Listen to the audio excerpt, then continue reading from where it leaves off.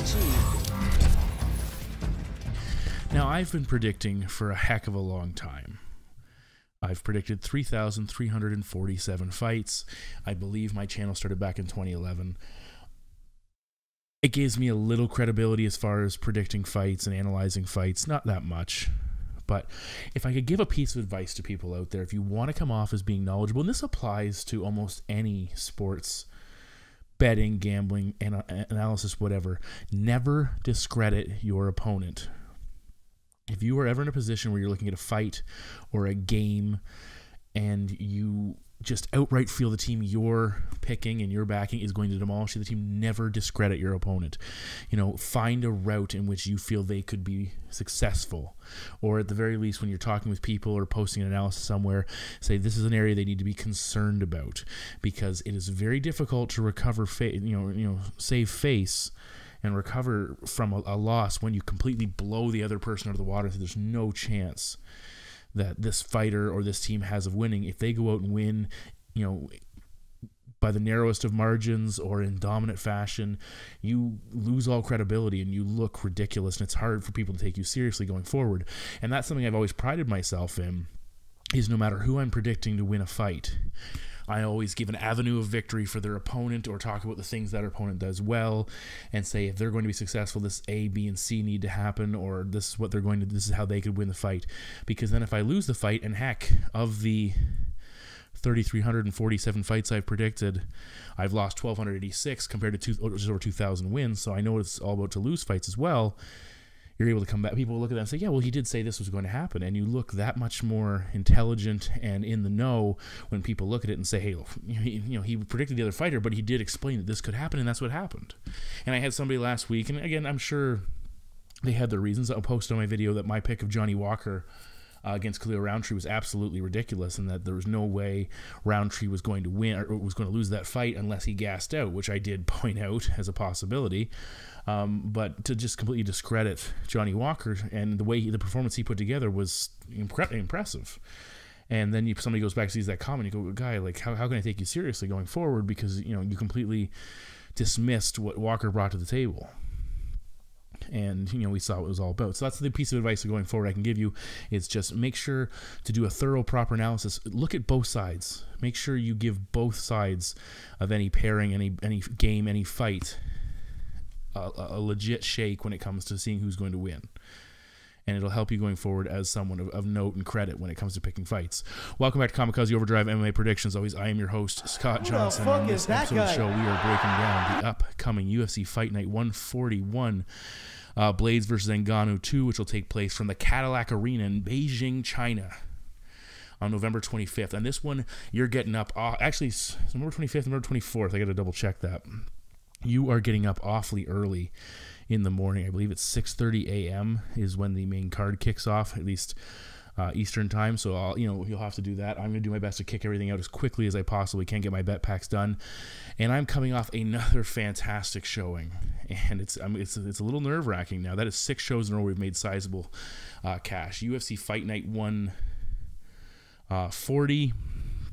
I came away with a record of 8-2. My big bankroll bundles, which again geared towards people who want to bet on fewer fights and bet more money, they won 86.46 units.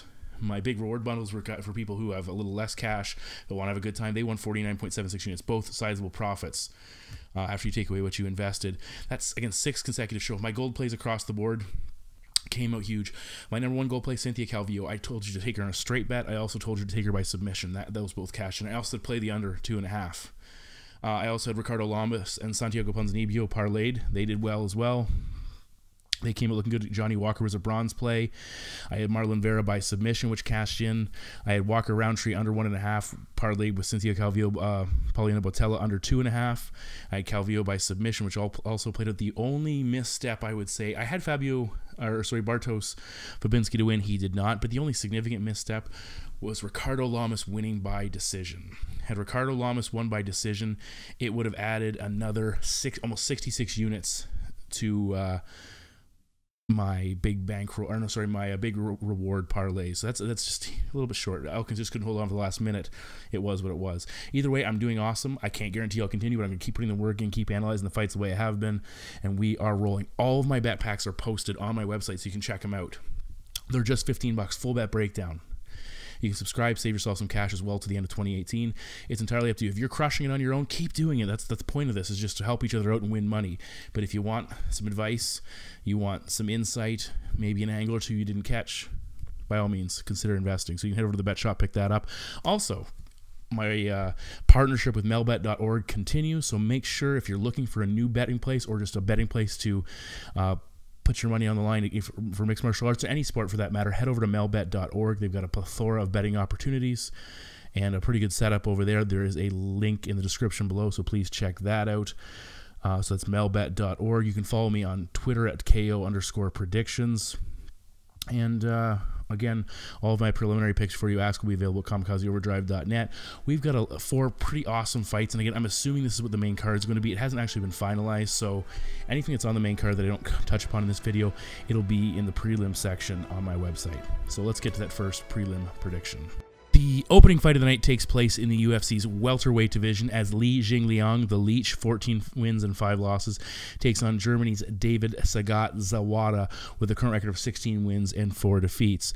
Now, this fight was originally scheduled to feature Eliseo Zaleski dos Santos taking on Li, but he pulled out on October 27th, and Zawada, having almost a month to prep for this fight, is stepping in.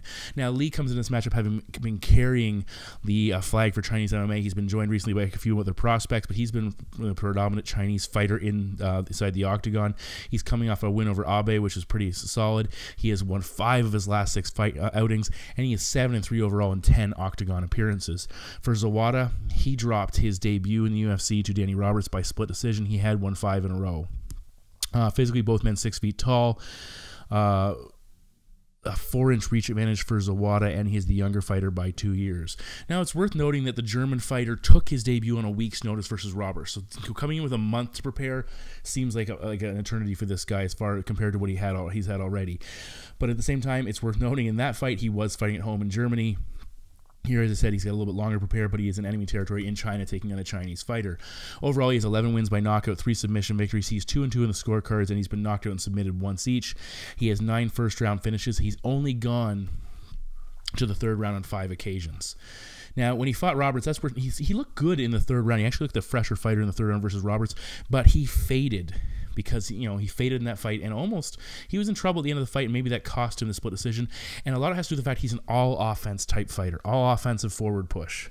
He pressured Roberts early in that matchup. He was pushing forward behind a 1-2, extending a little bit too much behind it. He didn't land a lot. It was aggressive. It was forcing Roberts to react and back up, but it wasn't doing a heck of a lot of damage. He tried a lateral drop on 3 different occasions with mixed results. He got put on his back a couple of times.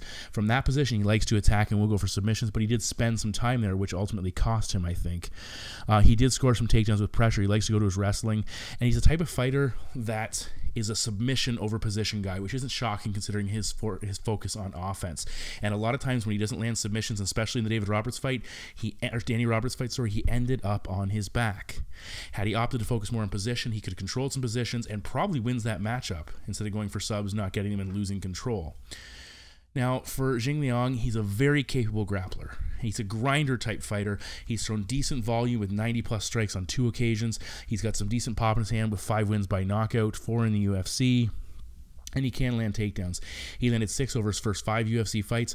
Over his last 5, he's only landed 2, so you see he's kind of turned more towards that striking avenue. He was put in some bad positions against Jake Matthews, which makes you wonder if Zawada gets a chance to threaten on the mat. Will he have success? The big thing with Li that is both effective but concerning is he likes to walk through punishment, and he's never been knocked out, but he's been hurt on multiple occasions and rocked, and he's recovered for the most part. He got hurt by Matthews and lost that fight, but he tends to recover and rally back. But again, it's concerning. He throws some good hard low inside low kicks, which are a very good way to back fighters off who are coming with a lot of pressure. It makes them think twice about moving forward, and then it slows them down just because of the damage it causes. He does do a good job pressing forward as well. His hands can get a little bit low, but his punches are fairly tight on the inside. He brings pressure. And he's not always offense. He's a nice mix of defense and offensive flow, slipping out of range to avoid and then moving forward. He throws some good counter strikes, including a nice left hook, and he will counter takedowns with an uppercut, which is worth noting if Zawada gets sloppy on his shot. Now, Zawada is incredibly aggressive, but he doesn't always match it with volume, where Lee does. Lee does a good job of moving forward and making it count. Lee's not an easy guy to take down, and Zawada's willingness to give up position for submission is going to cost him here if he can't snap up a submission. Look for Lee to land more volume on the feet, including those low kicks and those counter strikes. I think he's going to earn a lot of key top position time after fending off some submissions for Zawada. And unless he gets hurt and possibly, falls into a submission, I think he's just going to grind out Zawada, be defensive, and then be successful. And my prediction is Li Jingliang to defeat David Zawada. I'll take Lee by decision. We move now to the UFC's bantamweight division as China's Song Yadong, with a record of 12 wins, 3 losses, and 2 no contests, takes on the debuting Vince Vendetta Morales with a current record of 7 wins and a single defeat. Now, this fight was originally supposed to feature Yadong taking on Frankie Saenz. He pulled out of the bout. Morales has stepped in with roughly 2 weeks to prepare for his UFC debut. He has won 6 of his last 7. He was submitted in a very eventful and fun Tuesday Night Contender Series bout. He is coming off a decision victory at Bellator 205. For Yadong, he has won 5 in a row, 6 of his last 7. He's 2-0 in the UFC, both by finishes, including retiring a fighter I really enjoyed watching, Felipe Aranchez. For Yadong, he is 1 inch taller. Morales will have a reach of 3 inches on him. Yadong, 7 years younger than the debuting Morales. Now, looking at Yadong first, he's training at Team Alpha Male. And this is of a young, talented fighter, and he's got a great camp ahead of him. I see him making big strides, and we saw it from one fight to the next, and I expect to see further improvement heading into this matchup. He's very measured, keeps everything tight, good footwork, good head movement, lots of feints. Just overall, he's a very fluid fighter. He's got a good right hand. He covers distance incredibly well with it. When he took out Katahari, I can't pronounce his name properly. He dropped him with a massive right hand that led to the choke, and it was just because he covered so much distance and connected that his opponent was unable to prepare for it, and it put him down. He throws some good hard low kicks. When he hurt Aranchez, he landed a nice elbow on the break from the clinch that put him down. He's got a lot of striking weapons in his arsenal. Against Aranchez, he seemed more active overall and more confident in his hands. And again, I expect to see a leap again in his capabilities. When they hit the mat, he showed good top control against a fighter in Felipe who's known for pulling off submissions off his back. He landed hard knees when he turtled up and just took advantage of the position. Now you look at Vince Morales, he has faced some very good competition before landing in the UFC. On the feet, he throws lots of, he's got lots of upper body movement, fakes and feints. He sits down his punches in the pocket well. He's a pretty good striker. He's got good pop in his hands. He throws a hard lead right hook, good straight left. He'll work in a left jab periodically as well. He does reach a little bit when he's punching, and we've seen him clipped with counters. He was getting cracked and hurt in his exchanges on the Ultimate in the Contender Series. When he fought Heppelman, a World Series of Fighting veteran, on the regional scene, he was dropped by a short combination, and he was chasing him around the cage and having some trouble finding him. He eventually rocked him with a big right hand and eventually got the stoppage victory. He has some nice round and straight kicks that he will attack the lead leg with. Defensively, if an opponent shoots on him, he throws a nice whizzer out there. He'll also sprawl on a takedown. We did see him on the Contender Series taken down off a kick, gave up his back, and was submitted. And the thing in that fight, he went to sleep. He fought it as long as he possibly could, wouldn't tap out, and eventually went to sleep, showing how determined he was to survive that. He's scrappy and dangerous. There's no denying that. Morales is, but he does a lot of things right. I like what I've seen from him. But he's fighting in enemy territory on very short notice, and he's debuting. That's a lot to overcome. Yadong, he's working at a very good camp, which is massive. He will continue to expand his offense and tighten things up and just get better. Overall, I think he's the tighter striker. He's going to capitalize on some of the overextensions and the eagerness of Morales to trade. Yadong's right hand and ability to cover distance is going to be the key here. I think he'll eventually catch Morales, who just will be unprepared for that, taking those shots at range. And my prediction is Song Yadong to defeat Vince Morales by knockout. In the co-main event of the evening, we're in the UFC's heavyweight division as former Dream and Strikeforce heavyweight champions and UFC title contender, 6th ranked Alistair Overeem, 43 wins, 17 losses, and 1 no contest, takes on the undefeated and debuting Sergey Pavlovich.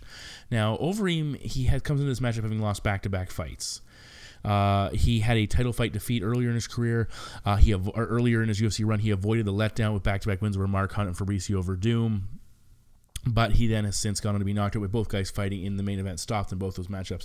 So he's been a little abnormal as far as what the typical thing is, typical run a fighter would have coming off a title fight. So we'll see if he can rebound here. For Pavlovich, he's undefeated. He is the EFN heavyweight champion. He hasn't fought in a year, and he made his pro debut just in 2014, so he's only been around for 4 years, so he's been relatively active to get 12 fights under his belt. Physically, Overeem 1 inch taller. Not exactly sure on what the reach situation will be here. Overeem should come in 5, possibly as high as 10 pounds heavier, and he's also 12 years older than Pavlovich. Now, looking at Sergey first, he has 9 wins by knockout, all in the first round. He's 3-0 in decisions. He has no submissions on his record. He's coming off a win over Kirill Sedelnikov, who is Fedor's protege, fighting in Bellator now. Now, the last 3 guys he's faced, decent records, combined 46 wins and 19 losses. That's pretty solid. But it's worth noting when you look at the size of these guys, because a lot of times in the regional circuit, we get blown up light heavyweights, even blown up middleweights fighting at heavyweight. So the last 3 guys he's faced, 5'11", 220 pounds, 6'2", 223 pounds, and 6'1", 237 pounds. So not exactly big heavyweights like Alistair Overeem. They're not the combination of height and weight. Overeem by far, at least in his last 3 or 4 fights, is the biggest man he has faced, in addition to being the most talented. Now, Pavlovich comes from a Greco-Roman wrestling background. He's got a good shot, good shot and takedown type. He didn't showcase much of his focus on top control in recent action, looking to score takedowns and then kind of bail out and get back to his feet. On the feet, he throws a lot of single strikes. Not really active. He will look to counter strike. He lands a nice left hook when opponents move in. He'll throw a front kick to the body. When he fought Sedelnikov, he drops him with a big 1-2 that led to the finish. But again, he's not throwing a lot of flashy combinations or a lot of volume for that matter. His guard tends to be a little bit open, and fighters were cracking him down the middle with punches through the middle. But he did a decent job. He took some damage, but he absorbed it and kept moving forward. Again, this is a big step up in competition for him. But the question is, where's Alistair Overeem at? How does he line up? Now, if you look back at his career, this is actually not out of the ordinary for Overeem. He lost back-to-back fights by knockout to Bigfoot Silva and Travis Brown, and he actually got stopped three times in 4 fights, and then he went on a 4-fight winning streak and earned himself a title shot. Early in his career, he was stopped 4 times in 5 fights, and then won undefeated over a stretch of 12 matchups. So it shows he knows how to recover. He's, obviously he's older now and he's closer to the end of his career, but he knows how to get back, and he's never really out of it as long as he can get back to the basics and do what makes him effective. What does he do well? What does he what makes him effective? He hits incredibly hard. 21 wins by knockout. He's an accurate striker. He's very when he's his best, he's measured with good defense when he's on. And we've seen more of a focus that in the last couple of years, being a more measured fighter, taking less risk, and trying to avoid exposing himself. His clinch game is incredibly effective. It's possibly his best offense, destroying both Mark Hunt and Brock Lesnar in there with those knees and elbows on the inside. Can he still be dangerous there against a Greco-Roman wrestler? It might not be the best approach, but again, he's a bigger man, he's a stronger man, so we'll see if that holds up. When he fought Curtis Blaydes, he offered almost no offense, evading and faking, looking for openings that never came, and eventually he was taken down. He did hurt Blaydes with a big step-in knee at one point and some hooks, but got taken down off that position, and that has to be concerning against a Greco-Roman wrestler like Pavlovich. Blaydes in that fight wasn't landing anything on the feet as well. Didn't find success, so he went for takedowns. And you wonder, Blaydes, who throws a lot of single shots as well, if Pavlovich will have some similar troubles. Overeem gets in trouble when he's pressured. That's where his big issues come from. That's not Pavlovich's style. He fights a much more measured pace where he likes to pick his spots, look for his openings, and look for those big shots. And again, he really doesn't seem to be in a hurry unless he hurts his opponent and then gets to open up. He could go the takedown route against Alistair. Overeem is not as easy to take down as it would appear the way Blaydes took him down. He's hard to get in range against, and he has that nasty guillotine if you shoot and leave your head exposed. I think in this fight, you got to look for Overeem to pick his spots. This might be a long, drawn-out staring contest with a lot of movement on Overeem's part, a lot of movement on Pavlovich's part, almost similar to the Junior Dos Santos fight where neither guy was opening up, and then boom, Overeem landed that big shot. But I think the way Sergey likes to sit back and throw singles, likes to keep a bit of an open guard, when he throws naked singles against a guy like Overeem, he's going to counter, and Pavlovich, that's going to get him in trouble. This is a case where you're buying low with Overeem. He's lost back-to-back fights. He's lost those fights to 2 of the top heavyweights in the division. He's facing an undefeated regional talent, a regional champion, but still nonetheless, Overeem's in a bad spot, looking to rebound. Pavlovich coming in as good as he's ever been. I still like the veteran here, and my prediction is Alistair Overeem to defeat Sergey Pavlovich by knockout. In the main event of the evening, we have a rematch in the UFC's heavyweight division. It's a fight that not a lot of people were saying, hey, I want to see this rematch. But now that we've got it, it's kind of fun. It features the number 3 ranked Curtis Razor Blaydes, 10 wins, 1 loss, and 1 no contest, taking on the 4th ranked former title challenger Francis the Predator Ngannou with a current record of 11 wins and 3 defeats. Now, this is a rematch from an April 2016 bout that took place in Croatia. Ngannou winning it by TKO, doctor stoppage at the end of the 2nd round. For Ngannou, it was only his 2nd fight in the UFC. For Curtis Blaydes, it was his debut, so these guys have come a long way since they first squared off. More importantly, and you look at some things for Blaydes, it was only his 6th career fight. He has now fought 6 times since. It was his first and only career defeat. For Ngannou, it was his 8th career bout. He has also fought 6 times since, including a title fight. So these guys, again, have come a long way and developed significantly since their first meeting. Curtis Blaydes undefeated since that matchup with 1 no contest that he won, but since had it taken away. He is still working towards a title shot that he hasn't got, that he's been vocal about not getting. For Ngannou, he won 4 consecutive bouts, got that title shot against Stipe, has since lost back-to-back fights, including the loss to Stipe. So looking to rebound. Both guys physically 6'4". Blaydes could be upwards to 15 pounds heavier than Ngannou. The reach does favor Francis by 3 inches, and Blaydes is the younger fighter by 5 years. Now, in the first fight, Ngannou won the striking exchanges by a total of 36-24. Blaydes landed 2 of 6 takedown attempts, and again, as I said, the stoppage came at the end of the 2nd round. And of course, in that fight, Blaydes' eye just swelled up to the point where he couldn't see. The referee wanted to continue. Blaydes wanted to continue. The doctor said, you can't see. I'm calling it after Blaydes attempting. It was funny. Blaydes, if you go back, Blaydes, when the doctor covered up his good eye and held up his fingers and said, how many fingers? Blaydes is trying to feel his fingers and feel his hands to see if he could tell. My hat's off for him to take that type of damage and want to stick in there. That's very impressive. Now, as far as how that fight played out, they traded big shots early. Blaydes shot in and was stuffed. He was landing some low kicks with success. Ngannou was looking to counter-strike, landing uppercuts, landed a big straight left. We saw a low kick from Blaydes, and then Ngannou then countered it and dropped him with a counter left hand. Ngannou was finding a lot of success landing those counter strikes versus anything single from Blaydes, any naked kicks, any naked punches, and that was one of his effective tools. We saw Blaydes attempt a big double leg takedown. He had minimal success with it. Ngannou was able to post and get back up, limited that top control time. A nice trip takedown. It was a really ugly entry. He just caught him off balance and put him down. Powered through it, but again, couldn't hold Francis down. Now, at this point, Blaydes' eye was almost swollen shut in the 2nd round. It really nullified most of his offense in round 2 and led to the finish. Now, we saw Ngannou remain cautious despite seeing his opponent injured. Didn't push forward. The doctor stopped that fight. Blaydes is not very happy about it. You wonder, should have Ngannou gone for the finish and been more spectacular about it, or it worked out in his favor anyway. So one of the questions we always have to ask ourselves when we look at rematches is who has gotten better. Blaydes has definitely improved his MMA wrestling, the combination of striking and wrestling, and his striking has improved as well. For Ngannou, his striking has looked much better with each fight coming out. He's been more dangerous, and but his stock seemed to be at an all-time low, especially coming off that Derek Lewis fight. Blaydes looked more confident on the feet against Mark Hunt, but he still got hurt on a couple of occasions, some big shots, was in trouble, eventually got a takedown and got that fight to the mat and got out of trouble because of his wrestling. When he fought Overeem, he was trying to blast through hips with that double leg, and that was the way he was able to beat Alistair. He had no success landing on the feet in that fight, or very limited, and actually got hit with a couple of big shots. The key to taking Francis Ngannou down, and I kind of saw this, and this is what Stipe did. I saw this before the Stipe fight, and that's why I had Miocic in that matchup, is the single leg takedown. And Dominic Cruz talks about it. You take a big guy, you take him on, put him on 1 foot, and you test his balance. And you make him move around, and eventually you're going to put him down.